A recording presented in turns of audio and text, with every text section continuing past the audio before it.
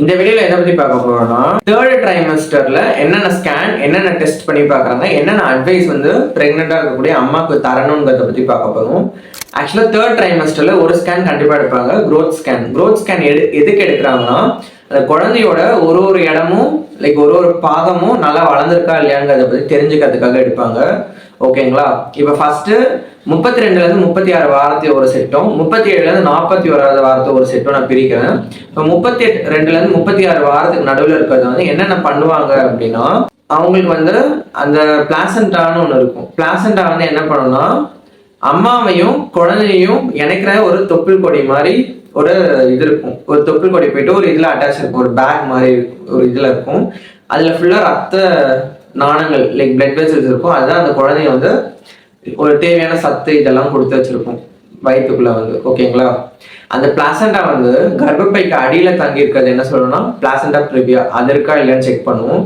அப்பெல்லாம் அது உள்ளுக்குள்ளேயே ஏதாவது வந்து அப்ரப்ஷர் பிளாசண்டான்னு ஒன்று சொல்லுவோம். உள்ளுக்குள்ளேயே சில இடங்கள்ல பிளாசண்டா வெளியே வந்திருக்கும், திரும்ப பழைய பொசிஷன் போயிருக்கும். அப்போ வந்து பிளட் ஏதாவது கலெக்ட் ஆயிருக்கா, இல்லை உள்ளுக்குள்ளேயே ஏதாவது ரத்தம் ப்ளீடிங் ஆயிருக்கா அப்படின்னு செக் பண்ணி பார்ப்போம். இப்போ பிளாசண்டா ப்ரீவியா, அதாவது பிளாசண்டா வந்து அடிப்பக்கம் இருக்கு அப்படின்னா ஃபர்ஸ்ட் ஸ்கேன் பண்ணி கண்டுபிடிச்சிருவோம். கண்டுபிடிச்சதுக்கப்புறம் ஒரு கொஞ்சம் அடுத்தடுத்து ரெப்படேட்டிவா திரும்ப ஸ்கேன் எடுத்து பார்க்கும்போது அந்த பிளாசண்டா மேல் நோக்கி போயிருக்கா இல்லையான்னு பார்ப்போம். ஆக்சுவலா நிறைய கேசஸ்ல அது மேல் நோக்கி போயிடும். இப்போ 37 வாரத்தை தாண்டியும் அது மேல் நோக்கி போகாம இருந்துச்சுன்னா கண்டிப்பா அது வந்து டெலிவரி டைம் அப்போ செமையா வந்து பெயின் கொடுக்கும். ஸோ அதனால என்ன பண்ணுவோம்னா ஆப்ரேஷன் பண்ணி அந்த குழந்தைய வந்து டெலிவரி பண்ணிடுவோம். அதாவது லோயர் செக்மெண்டல் சிசேரியன் செக்ஷன் பண்ணி எடுத்துருவோம். அதை ஆப்ரேஷன் பண்ணி டெலிவரி பண்ணிடுவோம். ஓகேங்களா? இப்போ அதுவே அது மேலே போயிடுச்சுன்னா நார்மல் டெலிவரிக்கு ட்ரை பண்ணலாம். அதை தான் இந்த இதில் சொல்ல வரேன்.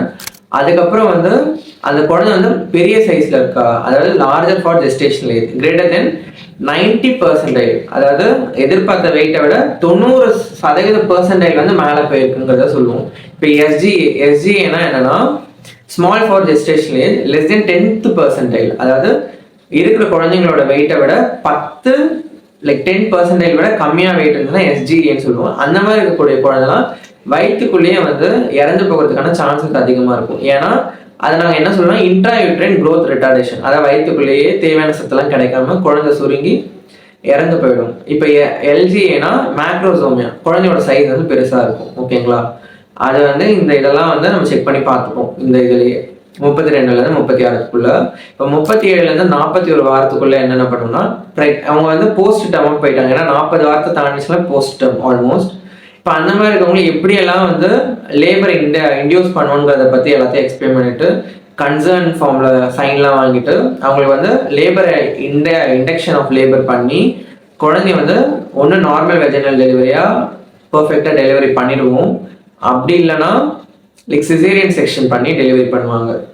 சிசேரியன் செக்ஷன் வந்து எல்லாருமே காமனாக பண்ணணும்னு கிடையாது, அது ஏற்ற இதை வச்சு பண்ணுவாங்க. இப்போ மேபி பிளாசண்டா ப்ரிவியா லோவர் இதில் தான் இருக்குது டேர்ம்க்கு அப்புறமும் அப்படின்னா சிசேரியன் தான் போகணும். ஸோ அந்த மாதிரி சுச்சுவேஷன் பொறுத்து ஆப்ஸ்டேஷன் வந்து டிசைட் பண்ணுவாங்க. So kindly like, share and subscribe my channel. Thank you.